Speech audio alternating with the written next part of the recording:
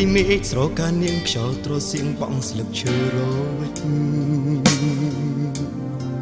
មើលផ្ទៃទឹកចាំងពន្លឺភ្លឺព្រិចព្រិចដូចពេជ្រប្រដេញគ្នាបើសិនមានរូបមាសមេ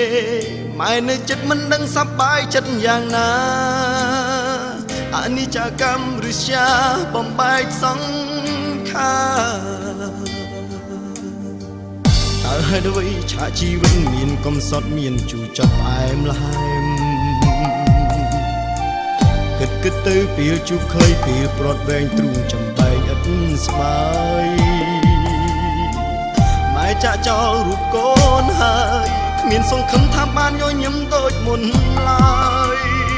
ទឹកភ្នែកកូនហូរឥតមានពេលស្បើយឡើយម៉ែ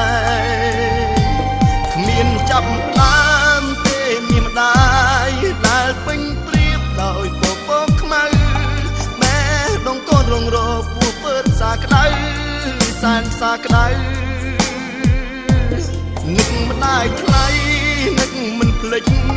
កូនអង្គុយមើលថ្ងៃរៀបលិចព្រៀបដូចលិចទាំងចិត្តទាំងជីវិតកូនទៅ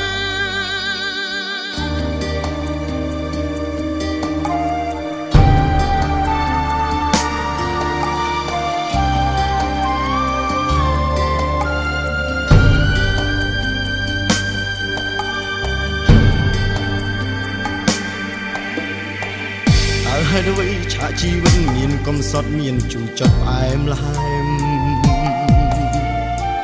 គិតទៅពេលជួបឃើញពេលប្រត់វែងទ្រូងចំបែកឥតស្បាយម៉ែចាក់ចោលរូបកូនហើយគ្មានសង្ឃឹមថាបានញញឹមដូចមុនឡើយទឹកភ្នែកកូនហូរឥតមានពេលស្បើយឡើយម៉ែគ្មានចាប់ដើមមានម្ដាយដែលពេញព្រៀបដោយពពកខ្មៅម៉ែដងកូនរងរពោះពើសាក្ដៅសែនសាក្ដៅ